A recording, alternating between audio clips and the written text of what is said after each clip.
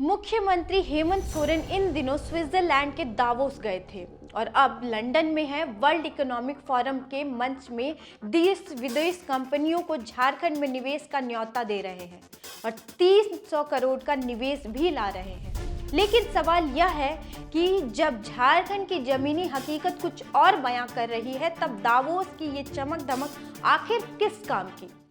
जोहार, नमस्कार, मैं मौसमी शर्मा और आप देख रहे हैं ग्लोबल मीडिया अपडेट्स। झारखंड की कानूनी व्यवस्था बढ़ती गतिविधियां सवाल उठाने पर मजबूर कर रही है कि क्या होगा इन सब से जब राज्य की सुरक्षा सही से नहीं हो रही। आखिर ऐसे सवाल करने की वजह क्या है जब मुख्यमंत्री हेमंत सोरेन इतना प्रयास कर रहे हैं और इसमें विफलता क्या आ रही है। तो आइए आपको सारे साक्ष्यों के साथ थोड़ा विस्तार से समझाते हैं।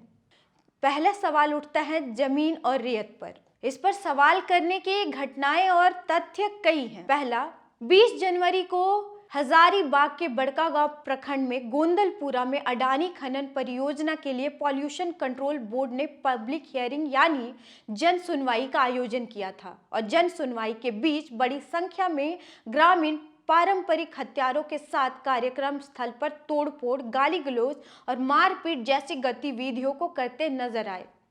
पुलिस मौके पर मौजूद थी, लेकिन भीड़ इतनी उग्र थी कि रोक भी ना सकी। उससे चंद दिनों पहले कांग्रेस के पूर्व मंत्री योगेंद्र साव एनटीपीसी और अडानी के खिलाफ आंदोलन छेड़े हुए थे। आंदोलन से कुछ रोज पहले एनटीपीसी की कोल ट्रांसपोर्टिंग कंपनी की सड़क पर बाउंड्री करके बैठ गए थे। पुलिस प्रशासन की बहुत विनती के बाद हटे और वजह थी उनकी 30 साल पुरानी फैक्ट्री का ध्वस्त होना। उस जमीन के लिए मुआवजे में 1 करोड़ प्रति एकड़ की मांग। तीसरा है जमशेदपुर के जाने माने उद्योगपति देवांग गांधी के 24 साल के बेटे गैरव गांधी को 14 जनवरी को अगवा कर लिया गया था। हफ्तों बाद भी कोई सुराग नहीं मिल पाया है। अपहरणकर्ताओं ने इंडोनेशिया के व्हाट्सएप नंबर से एक कॉल किया और 5 करोड़ रुपए की फिरौती मांगी। इस पर पुलिस द्वारा एसआईटी टीम बनाकर बिहार, उड़ीसा, झारखंड में छापेमारी की गई, लेकिन कोई ठोस सबूत हाथ नहीं लगा। अब चौथा, जिस रोज 20 जनवरी को बड़कागांव के गोंदलपुरा में एनटीपीसी के खिलाफ ग्रामीणों द्वारा आंदोलन किया गया, उसी रोज लातेहार के बालूमाथ थाना क्षेत्र के बैसाडीह नाम का गांव है, वहां एएलसी नाम की कंपनी के लोग पहुंचते हैं, जो अधिकारी होते हैं, कर्मचारी होते हैं, और इन सब को ग्रामीण बंधक बना लेती है।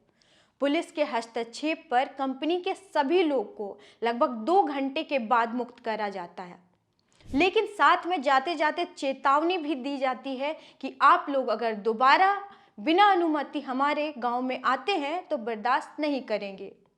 एएलसी कंपनी को लातेहार के बालूमाथ बैसाडीह गांव में कोयला खनन के लिए गवर्नमेंट ऑफ इंडिया की एक कंपनी की तरफ से अनुमति दी गई है। उसको एमडीओ भी बनाया गया है। कहानी यहाँ खत्म नहीं होती है, अभी और कई सवाल हैं जिनका मुख्यमंत्री अगर जवाब दें तो देते देते थक जाएंगे। झारखंड में आपराधिक गिरोह और खोखली कानून व्यवस्था, घटना और वारदात गिने तो अनगिनत है। पहले बात करते हैं गिरोहों के निशाने पर ट्रांसपोर्टिंग कंपनियों का। साल 2023 7 जुलाई रांची के अरगोड़ा में कोयला कारोबारी रंजित गुप्ता के पेट पे गोली मारी गई।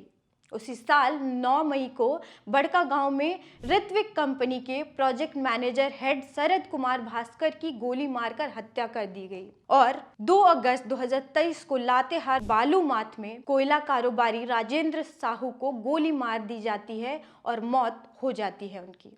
अब आया साल 2024 का।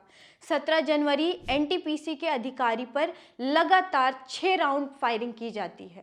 उसी साल 7 मार्च 2025 को रांची के पॉस एरिया बरियातू में कोयला ट्रांसपोर्टिंग कंपनी के विपिन मिश्रा को दिन दहाड़े गोली मार दी जाती है। फिर उसी साल 28 सितंबर 2025 के धनबाद जिले के मोनाडीह में बीसीसीएल का एरिया है, जहां इंदू नाम की आउटसोर्सिंग कंपनी काम करती है, जहां assistant vice president AVP Gopal Reddy को अपराधी गोली मार देते हैं और मामला रंगदारी का होता है। ऐसे कई हत्याएं हैं जो पिछले 3 सालों में घटी हैं और ऐसा नहीं है कि केवल यह आम बात है झारखंड के लिए। यहाँ कई गुंडा गिरोह हैं जो अब तक सक्रिय हैं। जिसमें मयंक साहू का गिरोह, अमन श्रीवास्तव का गिरोह, विकास तिवारी का गिरोह, सुजीत सिन्हा का और प्रिंस खान का गिरोह है। और केवल माफियाओं का गिरोह नहीं है, यहाँ नक्सली गिरोह भी हैं जिनकी कमर तो टूटी लेकिन पूरी तरह खत्म नहीं हुई है, जिसमें PLFI, JAMP, संघर्ष जन मुक्ति परिषद, TSPC जैसे नक्सली गिरोह भी शामिल है। एक और मुख्यमंत्री हेमंत सोरेन निवेश आकर्षित करने विदेश पहुंच गए हैं, दूसरी ओर राज्य की सुरक्षा और कानून व्यवस्था संकट में है। तो क्या इन विदेशी निवेश की चर्चाओं का कोई वास्तविक असर होगा जब अपने ही राज्य में लोग सुरक्षित नहीं हैं?